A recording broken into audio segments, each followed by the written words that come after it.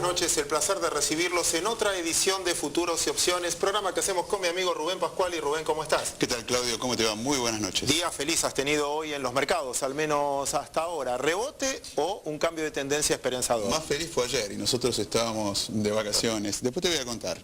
Hay cosas para pensar que no es un rebote y hay muchas para pensar que sí lo es. Tema que sin duda vamos a debatir hoy también con los invitados. Haciendo un repaso sobre las finanzas mundiales, empiezo por Europa y lo voy a sintetizar en un chiste que salió hoy en una revista española, muy gráfica, por cierto. Resulta, era una imagen de una señora pasando la tarjeta de crédito en un local, en un comercio, y veía que la vendedora tardaba mucho. La vendedora la mira a la clienta, en este caso a la señora, y le dice: no se preocupe, no es la tarjeta. Lo que estamos viendo es que el banco no haya expirado. El miedo es obviamente sobre la situación bancaria. Da la sensación de que el Banco Central Europeo va a hacer algo parecido a lo que hizo la Reserva Federal últimamente en los Estados Unidos. Imprimir billetes para permitir con esa plata comprar los bonos suficientes para que los bancos no tengan problemas, ni siquiera la deuda de los países tengan problemas. Esto va a repercutir sobre el valor del euro, sin duda, lo vamos a discutir hoy con Leonardo Chialva. El otro aspecto, me voy a la Argentina, y también sobre un mail que está dando vuelta que me parece muy ejemplificador. Resulta que había dos personas discutiendo allá por el siglo XIV de cómo cobrar más impuestos. Y el cobrador de impuestos le pregunta a su jefe: ¿a quién le vamos a cobrar más impuestos ahora? Necesitamos más plata, tenemos déficit, pero no tenemos más impuestos para crear, ya están todos creados. Y le dijo el jefe: hay que utilizar la imaginación. ¿Hay que cobrarle más a los pobres? No, a los pobres no, porque no van a poder pagar. Entonces, ¿le cobramos más a los ricos? No, a los ricos tampoco, porque si los ricos no ganan, no gastan, y si no gastan, generamos más pobres. Entonces, ¿a quién? Decía el servidor en este caso. Obvio, entre ricos y pobres hay un montón de gente, se llama clase media. La clase media, con tal de no quedarse pobre, es capaz de esforzarse lo suficiente todo el tiempo para pagar todos los impuestos que sean necesarios para no quedar pobres y mirando por televisión cómo viven los ricos. Lo que decía este rey, este emperador, es que la clase media es la fuente inagotable de recursos al cual hay que ir a buscar. Parece que acá se leyó bastante de eso y creo que es uno de los caminos a debatir. ¿Por qué lo meto este diálogo como ejemplificador de lo que puede pasar en la Argentina? Obviamente, esta más pago de tarifa, llámenlo como quieran, que tienen que hacer los ciudadanos, va a provocar tarde o temprano una caída de consumo. Esa caída de consumo, tarde o temprano, también se va a sentir sobre la economía real. Esa economía real más que dada, desde el punto de vista nuestro, no lo analizamos como economistas sino como operadores de mercado, da la oportunidad para tener entonces renta fija. Por eso el comportamiento de los bonos pasa a ser una alternativa, incluso el plazo fijo en pesos a muy buena tasa, pasa a ser una alternativa que hasta hace poco no era tendida en cuenta. ¿Por qué? Porque la inflación, el consumo, generaba suba de precios, mucho más importante de la tasa de interés. Me parece que el 2012 va a ser un replanteo muy importante de ese tema. Por eso deberíamos revisar nuestras finanzas y va a ser otra de las propuestas de hoy, Rubén. La verdad que me da para pensar lo que dijiste y bueno, decir que es un día positivo, si no me pongo a llorar acá. Con respecto a la pregunta con la que empezamos el programa, los mercados tuvieron un comienzo de semana realmente formidable. Bueno, la bolsa argentina recién hoy, cuando hay un poquito más de dudas que el lunes, se acopló en alguna medida porque también hubo acciones que terminan con signo negativo. Para contestar si esto era un rebote o no, hay precios que habían caído muchísimo. Llevábamos 7 ruedas al hilo de caídas. Bueno, no sé cuánto es el límite máximo, pero estábamos cerca de algún rebote de precios. Ahora, se dieron algunos hechos para justificar este rebote de precios. En los Estados Unidos, donde aparecieron las mejores noticias, al Black Friday, el día donde los americanos inician la temporada previa a la Navidad, con las compras, el Cyber Lunes, donde hubo una enorme cantidad de ventas superando claramente los resultados del año anterior. Bueno, estos eran datos positivos, la confianza del consumidor, otro de los datos positivos que están mostrando que la economía americana viene mejorando, quizás no a las tasas que espera el presidente Obama, pero que la economía americana realmente está un poquitito mejor, alejándose de ese peligro de la doble recesión. Obama debe estar pensando de Europa, imagínate, lo peor, debe tener una foto que tira dardos donde la tiene Angela Merkel en primer lugar. ¿Qué está pasando en Europa? Más allá de que hubo sobre el fin de semana algunos aseveraciones, un diario italiano decía que el Fondo Monetario Internacional iba a prestar 600.000 millones de dólares a Italia, también se hablaba de España. Bueno, esto fue rápidamente desmentido. La verdad no sé a quién creerle, si a los diarios o a la desmentida del Fondo Monetario Internacional. Pero lo que sí está avanzando en Europa, y creo que esto es de alguna manera lo que hizo que los mercados no se cayeran a pesar de la desmentida, porque estuvo tempranito, los mercados estaban operando y de todas maneras siguieron hacia arriba, es que se está avanzando en esa suerte de unión fiscal en Europa. Siempre hablamos de que hay una unión monetaria, porque está concentrada toda la actividad financiera a través del Banco Central Europeo. Pero la unidad fiscal, de acuerdo a la normativa imperante, requería aprobación de los parlamentos. Se está buscando un atajo, algo que les permita ganar tiempo, acuerdos bilaterales y una adhesión que puedan hacer los distintos países a esos acuerdos bilaterales. Es una suerte de monitorear los presupuestos de cada país y castigar a aquellos que se apartan de las metas que se proponen en estas circunstancias. Ahora bien, ¿por qué es importante que se logre esto? Porque destrabaría la imposibilidad que tiene el Banco Central Europeo de salir agresivamente y con la maquinita, como decís vos, porque si controlan los presupuestos, el riesgo de inflación aparentemente debería de ser menor, y esto es tomado como algo, no que soluciona la crisis, pero un principio de algo. Creo que es esto lo que festejaron los mercados. Por supuesto que hay mucha letra chica para analizar, hoy había reunión de ministros de Finanzas en la Eurozona, y seguramente falta mucho para que esta novela se termine, pero es un principio de algo que se debería de haber resuelto hace bastante tiempo. Por eso siempre yo termino criticando a los políticos, por más que yo sé que han aparecido algunas notas en la semana donde esa famosa carta que te he escuchado leer entre un griego y un alemán, que muestran que también hay de los dos lados argumentos para justificar lo que está sucediendo. Una más, tiene que ver con un dato de Argentina que no pasó desapercibido y que tuvo cierto impacto en los mercados, y seguramente lo vamos a comentar con Leonardo Chialva.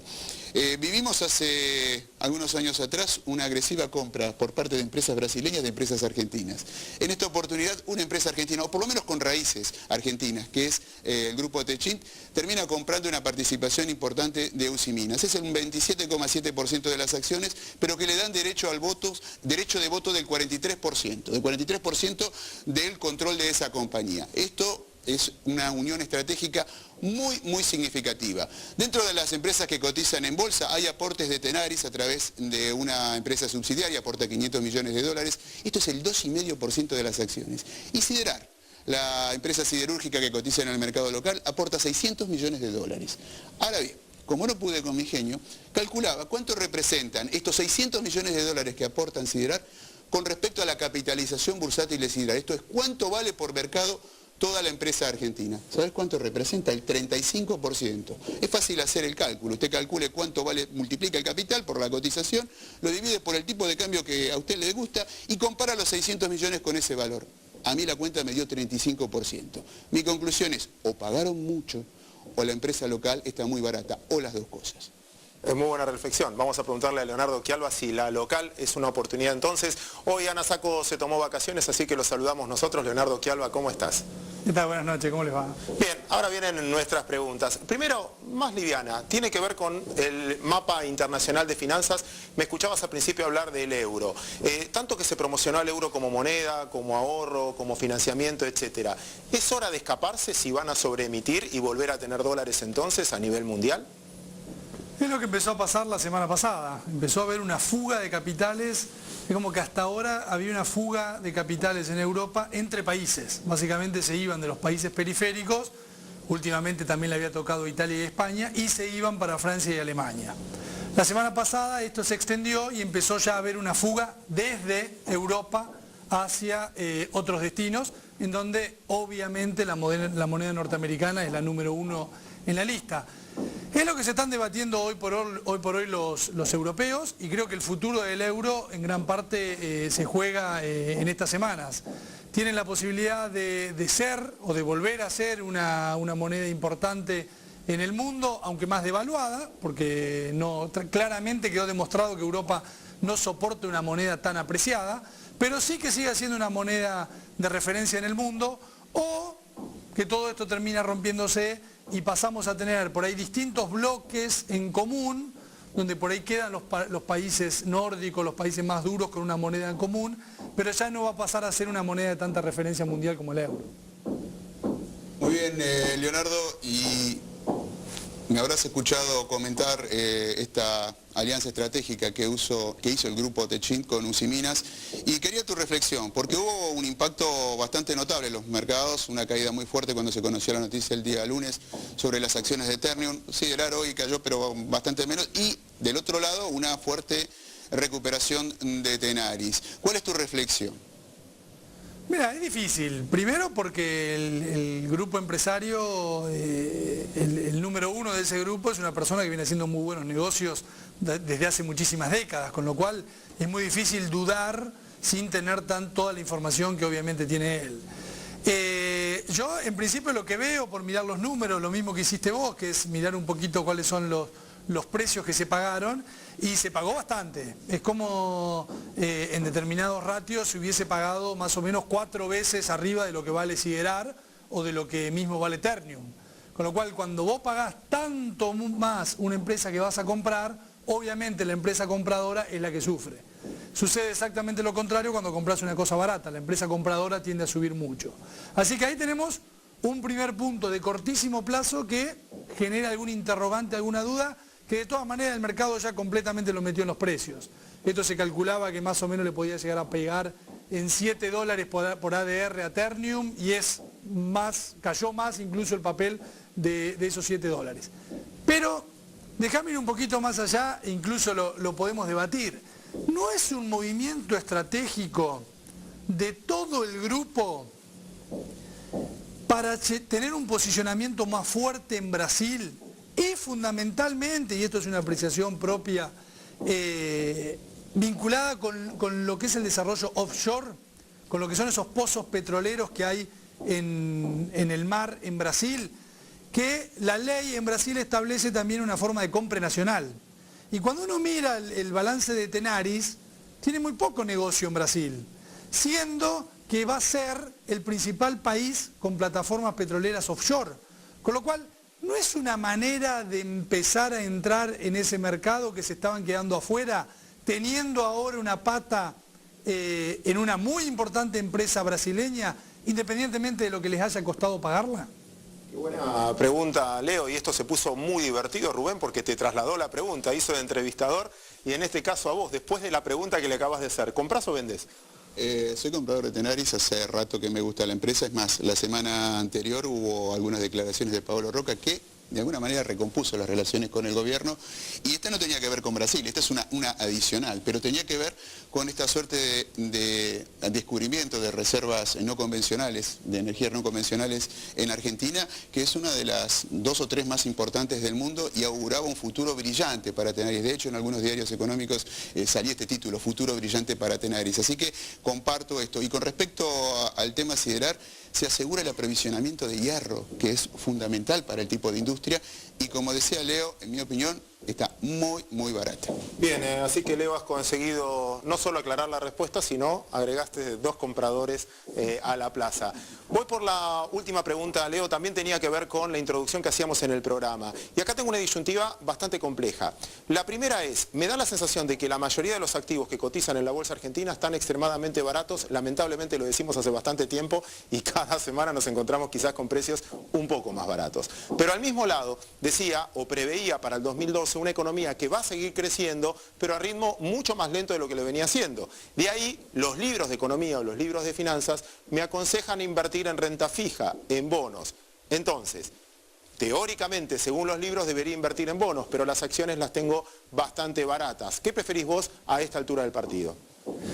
Mira, yo creo que como está todo tan dinámico, creo que hay que ir planteando estrategias que puedan permitir ir corrigiendo sobre la marcha.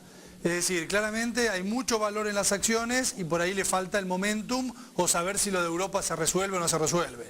En el mientras tanto, lo interesante es que han aparecido oportunidades muy atractivas, como vos bien decís, muchos de los títulos públicos, pero hay una que tal vez estaba solamente circunscripta al mundo más sofisticado de los fondos o de los inversores institucionales, pero yo invito al inversor minorista que se tome el trabajo de mirarla, que son los fideicomisos. Los fideicomisos que cortaron la semana pasada, cortaron a tasas del 30%, en pesos, obviamente, pero eran instrumentos que estaban rindiendo apenas arriba de 10. Con lo cual, con plazos relativamente cortos, que tienen 3 o 4 meses de duration, con lo cual es una alternativa interesante para pasar el verano, ya que también muchos se van de vacaciones, por ahí aprovechar estas interesantes tasas, esperar a que se resuelva un poco o quede un poco más claro el tema europeo, y ahí uno se puede animar a ir de nuevo a la renta variable. Pero como bien vos decís, me parece que hay tasas en renta fija que son para claramente no despreciar.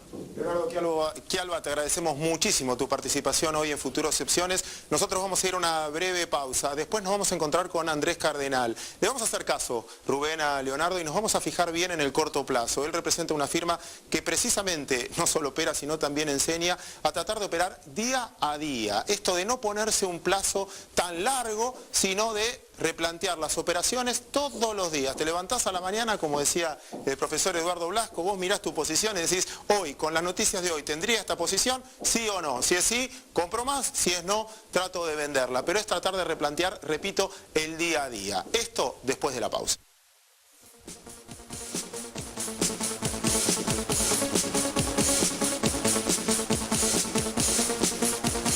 Mercado de Valores de Buenos Aires. Merval. Trayectoria, solidez y transparencia al servicio del país. www.merval.sba.com.ar. Consulte con su agente o sociedad de bolsa.